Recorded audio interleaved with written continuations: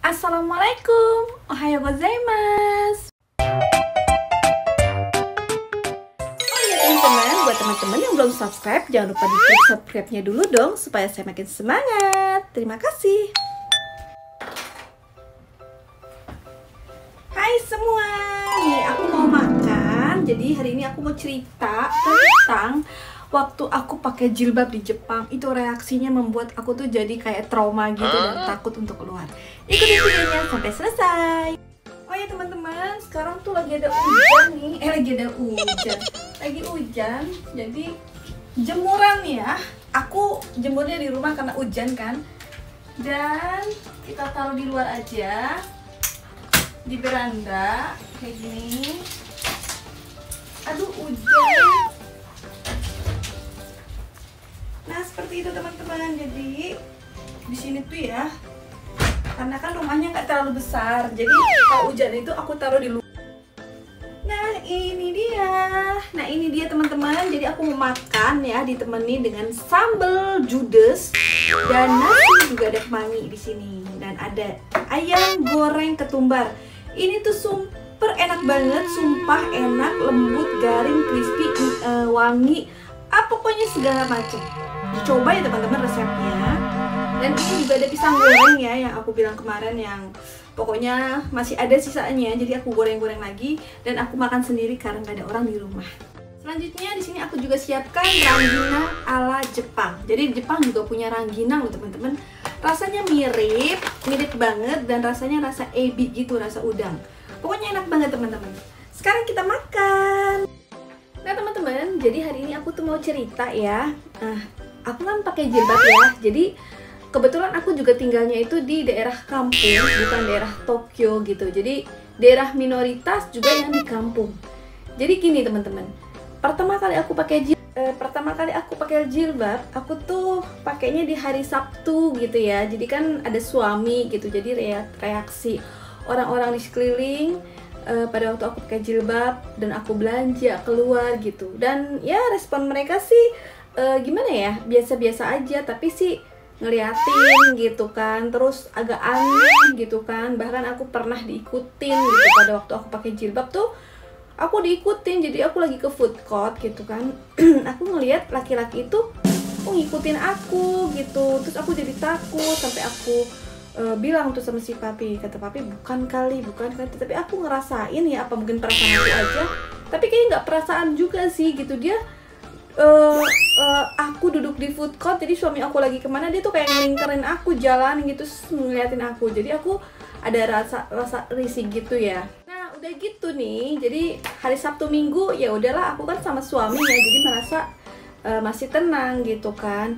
Pas di hari Senin gitu kan, anak-anak sekolah gitu ya, jadi aku tuh nganterin anak aku ke depan gitu, karena kan ada bus mobilnya gitu ya, bus antar jemputnya gitu.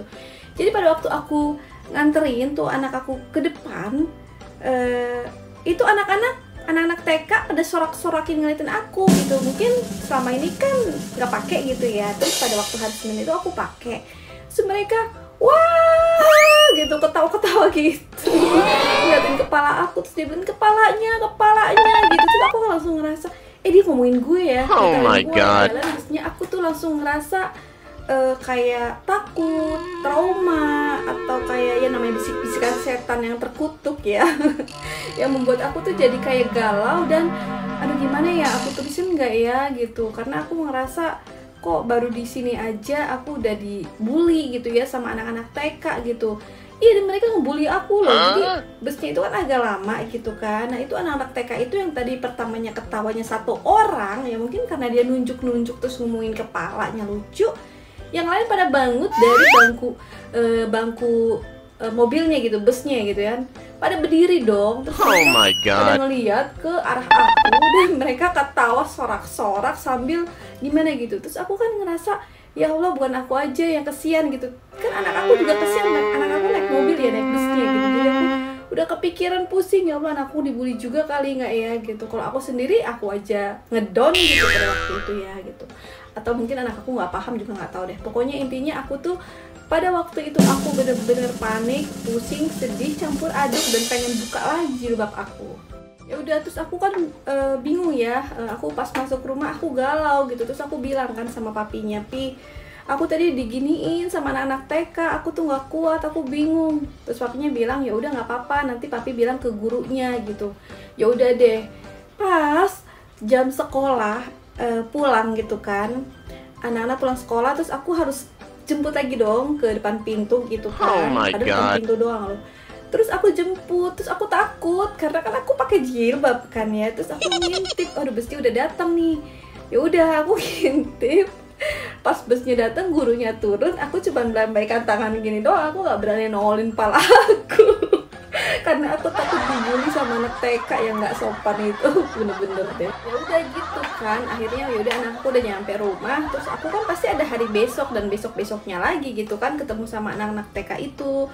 Terus aku pas udah hari Selasanya lagi, aku tuh bingung, aku tuh sampai berdoa, aku bilang sama anakku, "Yaudah sana jalan nak, mami tunggu di sini aja, mami ngeliat kok dari sini kelihatan mobilnya, busnya kelihatan, kamu jalan sendiri." Ya udah, aku beraniin diri gitu kan. Jadi aku langsung pas busnya datang itu aku langsung nganterin anakku ke bus, dan aku nggak aku lihat reaksi, ternyata hening gitu, tidak ada yang sorak-sorak kayak kemarin lagi. Aku pikir, oh ini anak-anak kenapa ya? Kok nggak ada reaksi lagi? Kemarin heboh banget gitu kan? Apa mungkin gurunya udah ngasih tahu gitu kan? Memang sih sebelumnya aku berdoa banget sama Allah, tolong dikasih kemudahan buat aku gitu, karena kan aku namanya baru gitu kan, pasti kan imannya masih naik turun gitu kan. Ya udah, tapi alhamdulillah di hari kedua aku pakai jilbab di depan anak-anak TK itu, mereka nggak ada responnya sama sekali, mereka nggak ada nyorak-nyorak gitu. Yaudah aku tenang dong, yaudah aku biarin aja dah. Dan selanjutnya pun anak-anak itu udah nggak ada reaksi lagi ya. Mungkin pada waktu hari yang pertama itu mereka sorak-sorak waktu pagi, jadi mungkin gurunya ngasih tahu kali ya gitu. Nah tapi ya namanya kita pakai jilbab kan ya udah harus kita pakai terus ya. Jadi aku tuh kalau belanja tuh ya ke mall atau ke supermarket itu aku diikutin orang, bener-bener diikutin banget, sampai aku tuh kadang-kadang takut gitu loh, ini maksudnya apa sih dia ngikutin aku gitu kan, kok dia ngintilin aku. Oh my god. Kayaknya aku risih, terus aku menegur, aku juga nggak berani gitu kan, maksudnya apa gitu. Jadi itu aku sampai sekarang, sampai saat ini pun aku kalau keluar itu takut loh sebenarnya. Oh my kalau nggak ada god. suami gitu. Ya bermacam-macam sih, ya takutnya karena aku dibilang orang serem gitu kan, karena memang di sini juga masih banyak awam banget ya, banyak kan kurang paham gitu. Pokoknya aku ngerasain selalu diikutin orang sampai saat ini gitu. Jadi aku tuh kalau belanja sendiri tuh agak-agak danger gitu. Nah kayak gitu. Oh iya, aku sampai lupa makan loh. Nah ini makanan aku nih, ada nasi, ada kemangi ya. Jadi di Jepang itu juga kalau udah mulai musim-musim panas, dia kemanginya udah mulai nongol di pasar, nggak di pasar, di supermarket gitu. Dan ini saya punya ayam. Nah ini ayam itu enak banget ya teman-teman. Ini tuh ayam ketumbar. Jadi bumbunya itu praktis banget, teman-teman bisa coba. Bisa klik di resep Mami Yurizi, ada ayam ketumbar, ayam goreng ketumbar. Pokoknya enak banget. Dan di sini saya menggunakan sambal nih. Ini sambalnya saya pakai sambal yang praktis instan, jadi kiriman dari Indonesia. Nama sambalnya sambal ulek. Ini pedesnya ternyata luar biasa ya. Aku tuh kaget. Nah, sekarang kita makan aja ya teman-teman. Di sini juga ada rangginang nih. Ini rangginang Jepang. Tuh. Rangginang loh, tapi enggak, kalau rangginang Indonesia tuh agak bulat-bulat ya, kalau ini agak gepeng.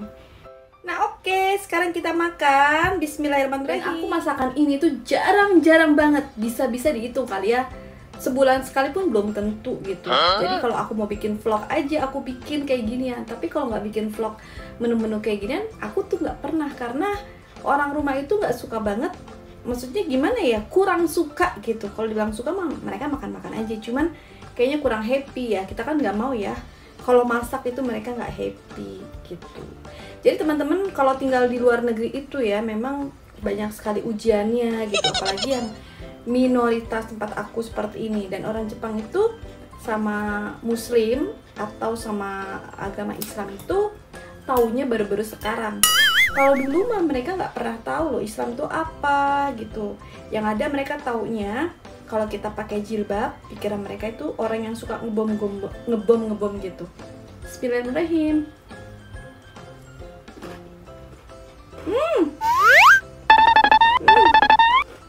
Cabenya gila.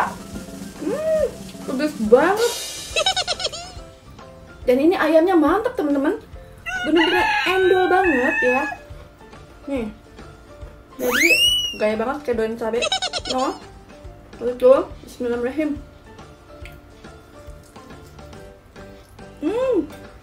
Pedes.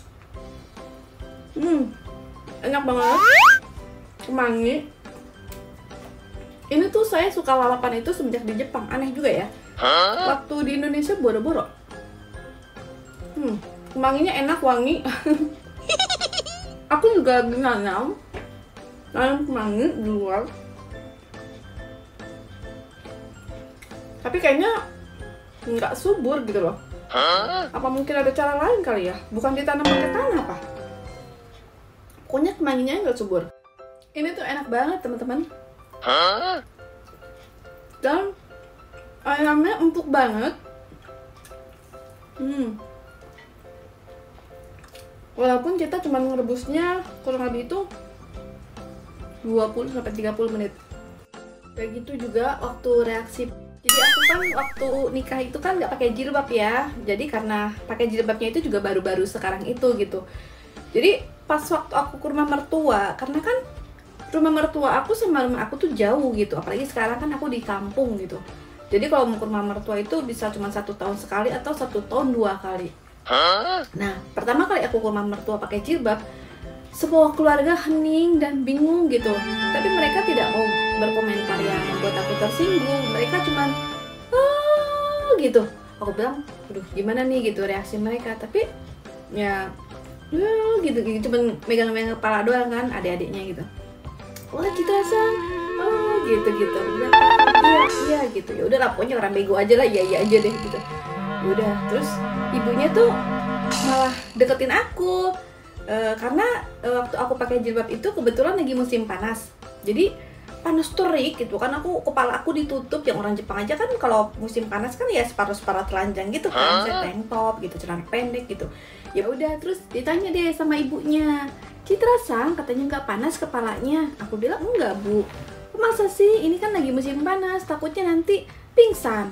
Apa ada kali ya yang jilbabnya itu yang tipis-tipis gitu, dia bilang, supaya masuk angin dan bisa ganti udara di dalam kepalanya, jadi nggak pingsan gitu.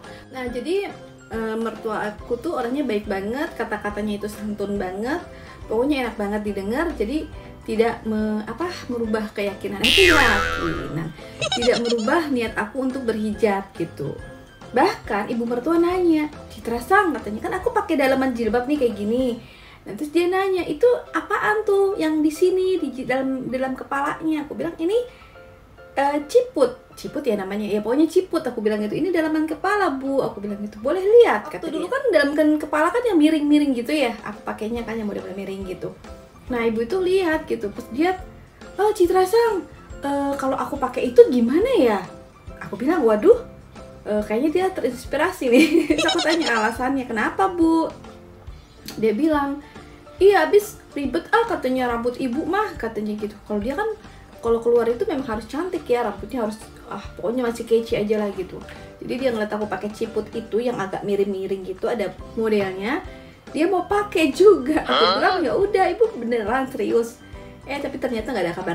Nah gitu deh teman-teman, reaksi mertua aku, reaksi orang-orang di sekitar aku. Tapi kalau reaksi orang di sekitar kebanyakan mereka yang berpikiran agak tanda kutip gitu ya. Tapi kalau reaksi keluarga, mertua, mereka sih sampai sekarang pun mendukung aja, nggak pernah malu jalan dengan aku gitu. Jadi pernah juga kita jalan ke mall rame-rame, mereka aduh gitu, enggak. Mereka bahkan tetap hangat gitu, jadi nggak ada perubahan. Mereka terima aku apa adanya, aku menggunakan hijab, tidak menggunakan hijab, mereka tahu itu adalah keyakinan aku. Jadi mereka tidak mengganggu. Jadi ya udah, alhamdulillah sampai saat ini aku tuh pakai jilbab nyaman. Cuman memang kalau berangkat sendiri, kalau lagi belanja, ada rasa was-was takut. Mungkin kalau di Tokyo ya, mungkin aku lihat banyak banget yang pakai jilbab dan kayaknya udah nggak awam. Kalau di sini bener-bener awam. Itu nenek-nenek kalau ngeliatin aku tuh sampai kepalanya kebalik. Orang Jepang tuh jarang banget ngeliatin orang sampai kepalanya tuh kebalik, karena itu adalah sopan santun mereka. Tapi aku pernah sampai ngerit gitu sampai kepalanya kebalik begitu. Mungkin dia takut, dia heran, atau dia simpatik, aku juga nggak tahu. Tapi intinya aku tuh masih ada WhatsApp. Oke teman-teman, terima kasih semua udah ngikutin, udah dengerin aku cerita dari tadi ya, dari A sampai Z.